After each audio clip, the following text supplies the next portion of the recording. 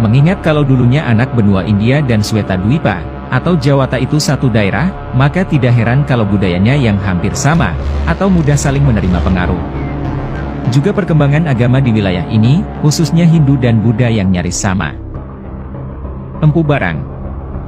Alkisah, dalam kunjungan resminya sebagai utusan raja, Empu Barang atau nama bangsawannya adalah Haryo Lembusuro. Dia adalah seorang pandito terkemuka tanah Jawa, sedang berkunjung ke Jambudwipa, atau India. Sesampainya menginjakkan kaki di negeri Hindustan ini, oleh para Brahmana setempat, Empu Barang diminta untuk bersama-sama menyembah patung perwujudan Hari Candana, atau Dewa Wisnu. Namun, dengan kehalusan sikap manusia Jawa, Empu Barang menyatakan, bahwa sebagai pandito Jawa, dia tidak bisa menyembah patung, tetapi para Brahmana India tetap mendesaknya, dengan alasan, kalau Brahmana dinasti Hari Candana menyembahnya, karena Wisnu dipercaya sebagai sang pencipta Tribuana. Dengan setengah memaksa, Empu Barang diminta duduk, namun sewaktu kaki Empu Barang menyentuh tanah, tiba-tiba bumi bergoyang, tidak disebutkan berapa kekuatan goyangannya dalam skala Richter. Yang jelas, saking hebatnya goyangan tersebut, patung tersebut hingga retak-retak. Memang, menurut tata cara Jawa, penyembahan kepada sang penguasa hidup itu bukan patung, tetapi lewat rasa sejati, sehingga hubungan kawula dengan Gusti menjadi serasi. Itulah jumbuhing kawula dumateng Gusti. Orang Jawa, melakukan puja-puji penyembahan kepada Gustinya langsung dari batinnya, maka itu dalam perkembangannya disebut aliran kebatinan, atau perkembangan selanjutnya dikenal dengan istilah kejawen, karena bersumber dari Jawa. Bagi orang Jawa, cerita tentang waktu bumi Jawa belum dihuni manusia, dulu telah dihuni oleh golongan dewa-dewi dan makhluk halus lainnya. Dan salah satu putra Sang Hyang Jagat Girinata, yaitu Batara Wisnu, turun ke arca pada kawin dengan Pratiwi, atau Dewi Bumi. Dalam pemahaman kejawen, hal itu disikapi dengan terjemahan, kalau Wisnu itu artinya urip atau hidup, pemelihara kehidupan. Jadi jelasnya, awal mula adanya kehidupan manusia di bumi, atas izin sang penguasa jagat. Dewa perlambang sukma, manusia perlambang raga. Begitulah hidup manusia, raganya bisa rusak, namun sukmanya tetap hidup langgeng. Prabu Galbah.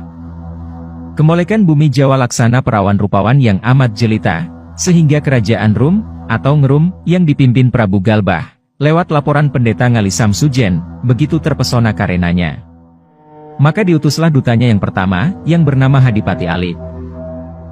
Hadipati Alip, berangkat bersama 10.000 warga Ngerum menuju Nuswa Jawa. Mereka dalam waktu singkat, meninggal terkena wabah penyakit, tak tersisa seorang pun. Lalu dikirimlah ekspedisi kedua, di bawah pimpinan Hadipati Ehe.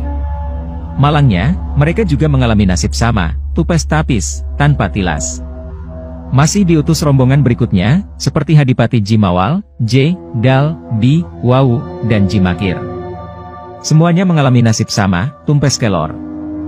Melihat semua itu, Prabu Galbah terkejut dan mengalami shock hebat. Akibatnya, sakit jantungnya kambuh. Dia kemudian jatuh sakit, dan dalam waktu tak lama, dia pun mangkat. Pendeta Ngali Samsujen, merasa bersalah karena nasihatnya menimbulkan malapetaka ini terjadi. Akhirnya, beliau mati dalam rasa bersalah.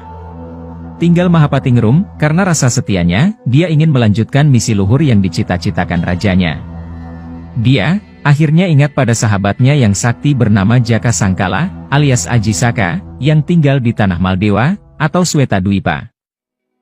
Habisnya para migran dari Ngerum ke tanah Jawa itu, menurut Jaka Sangkala, adalah karena hati mereka yang kurang bersih. Mereka tidak meminta izin dahulu pada penjaga Nuswa Jawa. Padahal, karena sejak zaman dahulu, tanah ini sudah ada yang menghuni. Yang menghuni tanah Jawa, adalah manusia yang bersifat suci, berwujud badan halus, atau ajiman. Aji artinya ratu, men atau wan artinya sakti. Selain penghuni yang baik, juga dihuni penghuni berkasakan, yaitu anak buah Batara Kala.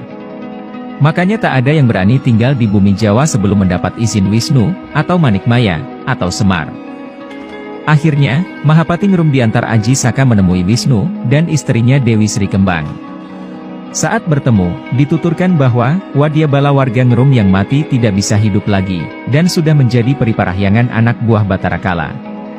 Tapi kedelapan Hadipati yang gugur dalam tugas itu, berhasil diselamatkan oleh Wisnu, dan diserahi tugas menjaga 8 mata angin.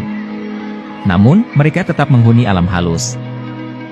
Atas izin Wisnu, Mahapati Negrum dan Aji Saka berangkat ke Tanah Jawa untuk menghadap Semar di Gunung Tidar.